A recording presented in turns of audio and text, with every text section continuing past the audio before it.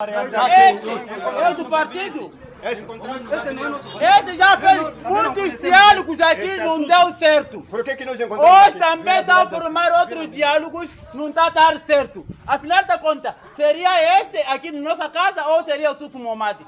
Ou seria o Chacama? Ou seria o André Machado Machacasi que fundou com as resistências? Agora vamos encontrar esse macaco, por quê? Esse nós não conhecemos. Ele não beneficia nada isso. Esse macaco É o que nós sabemos aqui, esta casa é casa mista. Não é da resistência. Quem fundou a Renamo somos nós competentes. E os políticos estão aqui a acusar direito, a fazer o que fazem, desfazer. Por exemplo, o Sufo Momadi. Está lá toda a família dele na Assembleia.